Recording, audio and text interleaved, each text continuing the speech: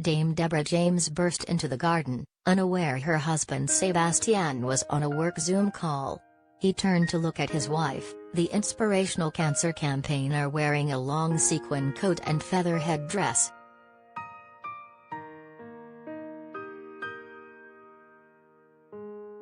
In one hand she held aloft a large sex toy, in the other a kitchen sieve.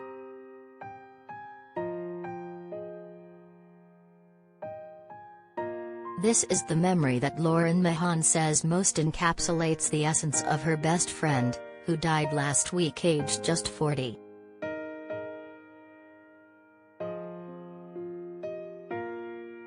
I am so proud of the dame, I am in awe of her, but I am sorry, I miss the deviant, cancer activist Lauren says on the latest episode of BBC's You, Me and the Big C, the podcast she co-hosted with Deborah.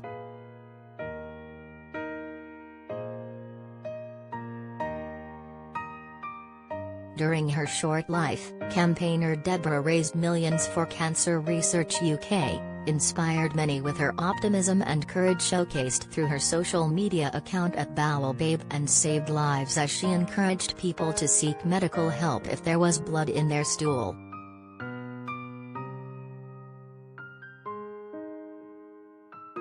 And in the podcast episode, the first since the mother of two's death following her well-publicized battle with stage 4 bowel cancer, Lauren speaks with producers Mike Holt and Al Entwistle, and friend Steve Bland about what a character Deborah was.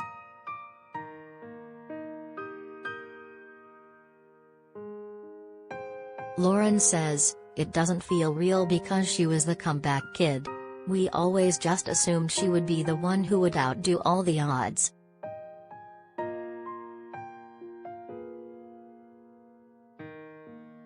We miss Deborah, who turned up to podcast recordings unwashed, swore like a sailor and had the biggest cackle ever.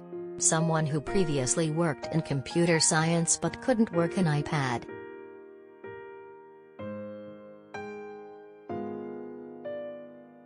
Al says, "She was sophisticated when she wanted to be, but the flip side of that was she was a little bit mad."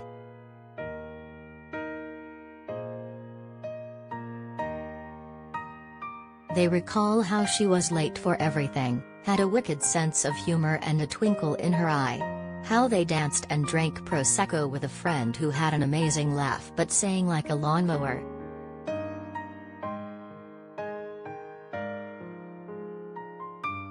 A woman who had no qualms stripping to her underwear at a taxi rank in broad daylight to change her dress.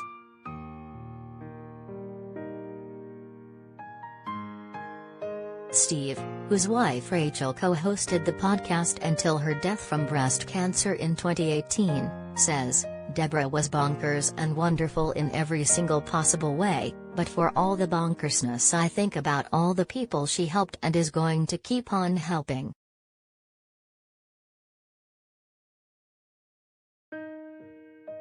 A lot of people perhaps only got to know her in the last 7 or 8 weeks, but for 5 years, she's been doing this. She's been helping people.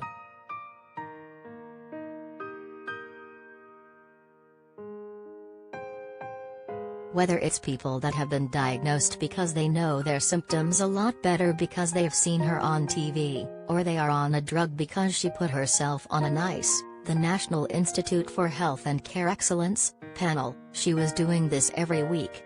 There are so many people alive directly because of Deb. That's an amazing legacy.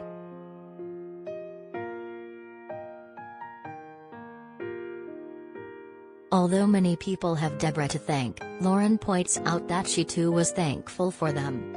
Deb, as much as she came across as bullshit, was sensitive. She did take things to heart, says Lauren.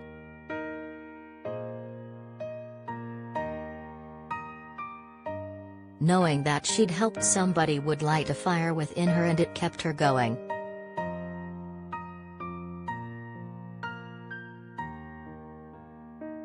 Web celebs at mirror.co.uk or call us direct 0207 29 33 033.